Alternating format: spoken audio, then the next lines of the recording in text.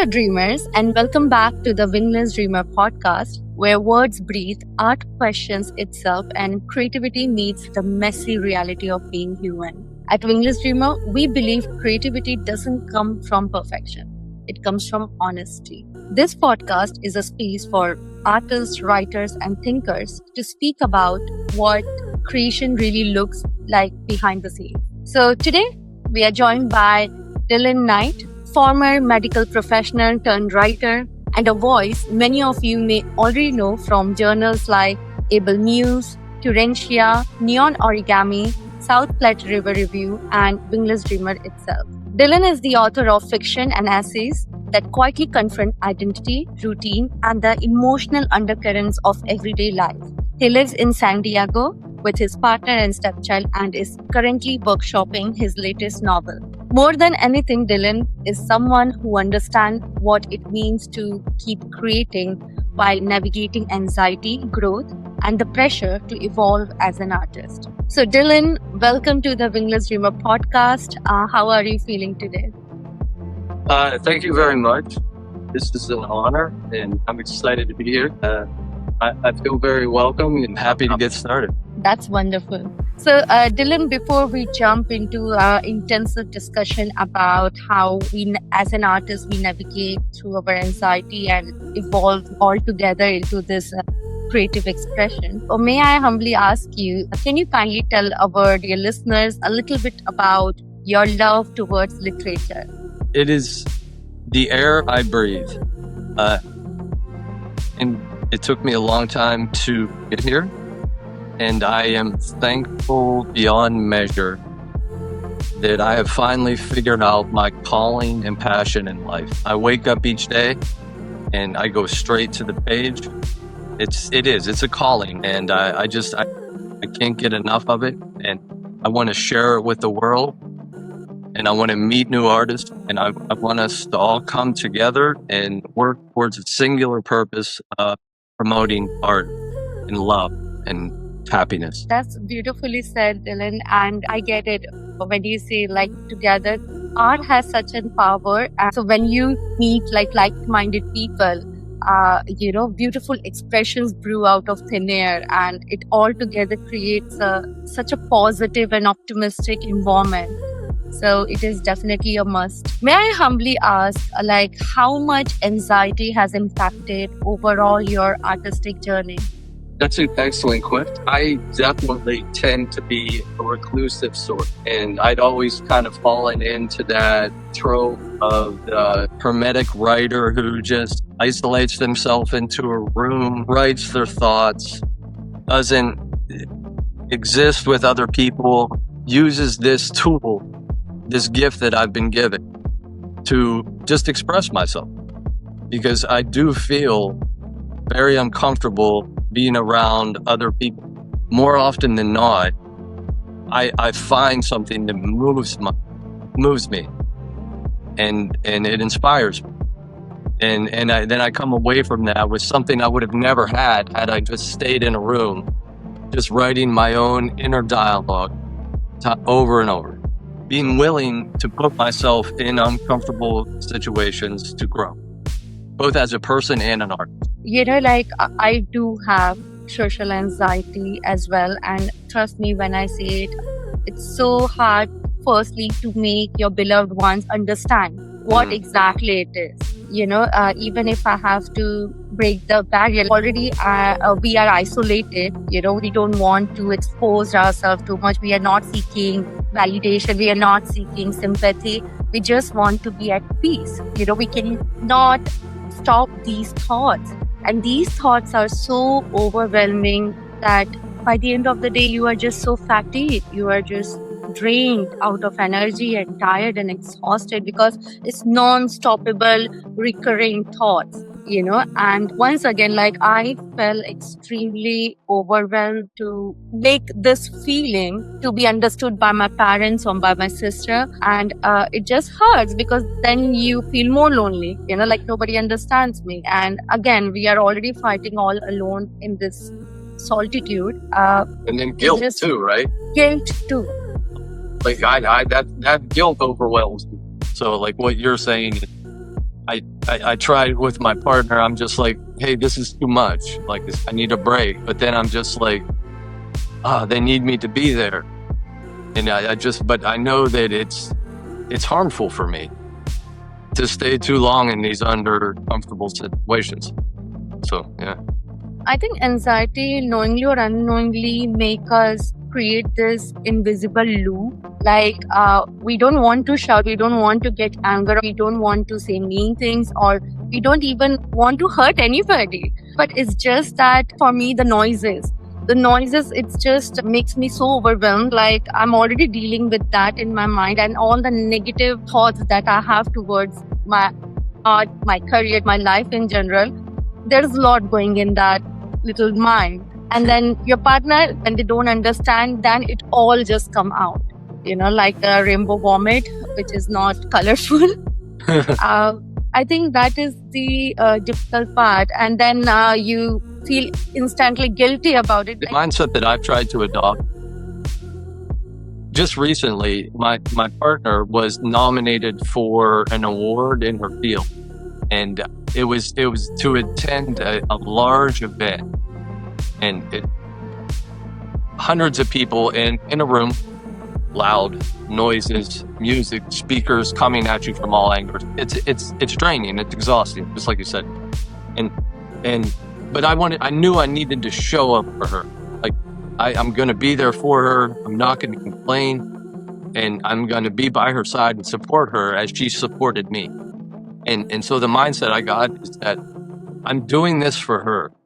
And I'd had that mindset for so long. I'll sacrifice my uncomfortableness to experience this, to grow, and then write, and then share with everyone else I can that it's worth it. I had heard of, but didn't really know, called Jeff Buckley. And he had a quote in it where he said, "There is no art without the ordinary." And it's these moments, like going and putting yourself into ordinary life. And that's where art is. We can all see the sunset and the mountains and rivers, and they're majestic, right? And they're inspirational. But to me, where art really exists, it's the moments between the rainbows and the rivers. That's what I want to write about. That's wonderful. And speaking about writing, you are working on your current novel. Would you like to give our dear listeners a little bit glimpse or spill the tea what it's about? Yeah, sure.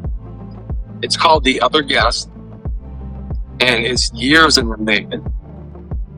It's based on a novel that I wrote about 3 years ago, and the novel wasn't very good. Like it like many novels we write early in our career, and so I put it in the drawer, and then experienced a bunch of tragedy. A number of things happened, an uncanny number of events happened in my life, all within a matter of months, and it rocked me to my core.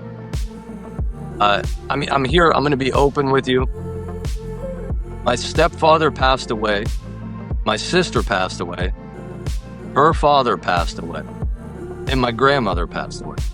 All within a couple of months. And it shook the fiber of everything I knew. And so to get through that time, I went to the page, just started writing. And I wrote a collection of essays. And those essays, it helped me get through the tragedy. And I thought, I was like, I want to share this with people as sort of like a collection of essays of memoir. And so I polished it, honed it, pitched it to some agents, went to a pitch workshop in New York City called New York Right to Pitch.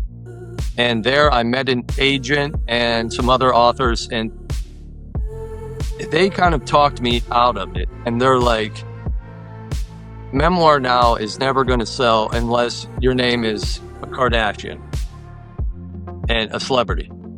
And I was like, okay, I get that. And they're like, why don't you make it a novel? And so that's what I did. I took the novel from 3 years ago, those essays, and then combined it into the novel it is now. Well, the moment you named the Charles Bukowski, now I'm interested. Oh yeah, you're a Bukowski fan. Okay. Yeah. So yeah, the novel is sort of like a parent trap. It deals with all those issues of death and tragedy, but at its core, it is a parent trap where a child is trying to get her two parents back together. I think one thing is so tricky about anxiety is that this endless loop of recurring thoughts, it just never stops. It just makes you feel like your heart is gonna pop out of your chest, and it's just too much time. So that brings me to my next question. So how do you tell the difference between a necessary pause from anxious thought and a creative avoidance? Like, how do you distinguish between these two? Well, I have to have a conversation with myself. Absolutely. Especially when I'm in the creative process. There's a hot term going around these days called like method, especially in actors, right? Whereas everybody's like, what is method? Where you get so immersed into a creative process that if you're a writer, that you become those characters. And so, I do that when I write. And I have a difficult time stepping out of the narrative and back into real life. And when I am in that narrative, I am in that heightened state. And so I do have to have a conversation with myself, like, okay, the narrative that I'm working on is not real life. Real life is over here with my partner, with my stepdaughter, picking her up from school, like having dinner together, doing those things. And it's a constant battle. You know, my therapist said the other day, you cannot really curb, like stop chasing curbing the anxiety. You know, stop even considering anxiety as your enemy. You don't even necessarily have to make it as your best friend, but somewhere in between frenemy, you know. Because one thing, I started doing reverse psychology because I was getting too much afraid, like when the episode is gonna come. You know, it comes out of nowhere. One way to deal with it is, so these critical thinking and multiple thoughts, why not let me channelize it very smart and winning manner to my Wingless Dreamer community or to the job, like what you are doing. Like there are 10 tabs open on my laptop and I'm overthinking so many things, but they all are somehow positive, like towards my work. What do you think about it? And I mean, you brought up the living in fear. I think anyone who struggles with anxiety, that's what you do, right? I mean, you're just fearful all the time. Like, you're fearful of an anxiety attack. You're fearful of putting yourself in this situation. Like, is this pain in my side? Is this cancer? Like those sort of narratives that we create in our head. It's taken me a long time to break that cycle. You know what I think it boils down to? This really helps me. It's just we as mammals, we have just this uncanny knowledge that we're going to die. Like, how do we process that? I mean, to go through the day every day, to know that at any moment we could be done. And that's honestly, it helps me. It helps curb that fear and that anxiety. And that, like, yeah, I know I could walk over to the store after this podcast, get hit by a bus, that's it. But you know what I did today? I had this conversation with you about these topics. We're talking about art, we're talking about things we love, and like, I'm satisfied. You know, like I was thinking about the resolution. So why not, you know, this anxiety has been defining me so much, like all these months, all these years long. Now it's time to stop. It will come like a wave, upsurge, and then it will, you know, carry forward. Trust me, Dylan, I'm coming from publishing industry. It's not about the mass quantity, like how many number of poems you have written or how many number of publications you got published in. It's beautiful thing that you're doing right here. a perfect justice to yourself, to your soul, to that creative mindset, that love for literature that is brewing in your heart, because that's how legends are made. I think we need to just pause back and just create something which is genuine, granular, original, and that is whole self, all you. Let it be flawed, let it be broken, let it be sad. It's a human emotion. Let's Very much. normalize, let's normalize being abnormal. Why not? Yeah, and I liked what you said too about acknowledging your anxiety and not trying to deny it. Like, not so much think as a friend, like you said, but it's part of you. And we are flawed. I would say to all the dear listeners who are going through anxiety that stop finding a solution for it. Stop even considering it as something big happened to you. It's just like how you catch cold and you get fever, running nose. Similarly, you have a bunch of trauma due to which this anxiety is a way your body is showing resentment towards a certain habit, certain people, certain actions. I'm sure the artists are going to watch this, and artists, just like your joy is creation, but for anyone, like what we're doing right now, just express yourself, talk to the people you love, talk to the people you care about. Like, don't try to pretend like you're not feeling scared or sad or lonely or angry. I mean, you feel so much better after you get it out. Is one low pressure creative act or advice that you would like to get? There are these parameters that you have to live up to. And I do think that artists get stuck underneath that blanket where they constantly feel the pressure to, like, what's next?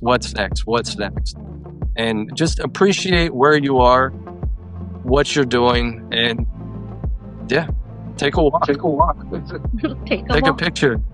That's so true. And considering the fact, like, we are writers, but that doesn't necessarily that you have to write all the time. Other than writing, I guess, when you take a walk or go to zoo, go to museum, go to art exhibit, or go to an event, show up. Especially start doing those activities, what you used to love when you were a kid, when you were 10 years old. I think the inner child, it may sound very crazy, but start doing it and trust me, you feel more acceptable to yourself, even when you are flawed or even when lots going on in your life. Because these moments, when you stay with yourself, when you sit with yourself, without mobile phone, without being so conscious about your surroundings, just sit with yourself. That actually gives you a very profound stability. Yeah, everything else will take care of itself. That's the truth. All right, so that brings me to the rapid fire round. So, are you ready? I'm ready. Poetry or short story? Short story. Short stories or memoir? Short story. Classics or modern literature? Both. All literature. Yeah. I can't be put on a box on that. Jane Austen or Shakespeare? Shakespeare. One sentence anxiety tells artists that isn't true. That we cannot. A sign you are outgrowing an old narrative. I'm putting myself out in the world to experience what life has to offer. When anxiety hits, are you more likely to overthink, overshare, or over-apologize? Overthink. What's your go-to coping mechanism? Deep breathing, doom scrolling, or reorganizing your entire life at 2 a.m.? I'd like to say deep breathing, but it's probably reorganizing everything. Okay, quickly, what's more stressful, an unread message or a read but no reply message? Read but no reply. Pineapple on pizza or watermelon with salt? That's tough. I don't like either. I know, but you have to choose one. Have to choose. Okay, pineapple on pizza. Okay, All right. that's gross. Finish this sentence. Even on my most anxious day, I can still write and exercise. Wow, that's wonderful, Dylan. And on that note, your rapid fire round is over. How are you feeling?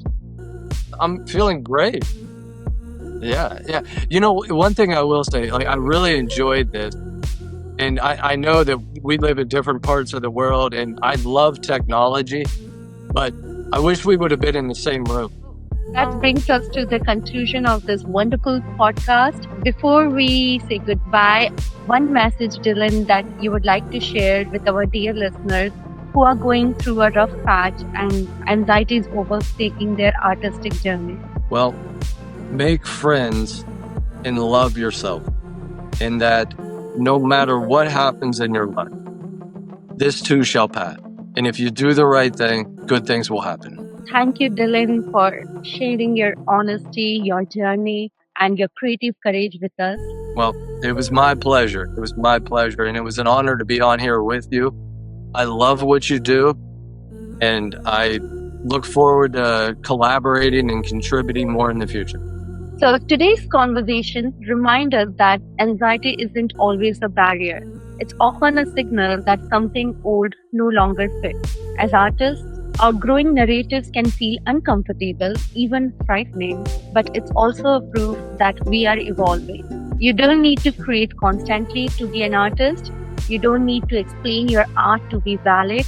Sometimes growth looks like rest. Sometimes it looks like confusion. And sometimes it looks like quietly choosing to keep going anyway. So if this episode resonated with you, share it with your fellow dreamer, writer, or artist who needs this reminder today. Until next Sunday, be gentle with your creativity and kinder to yourself. See you later, alligator.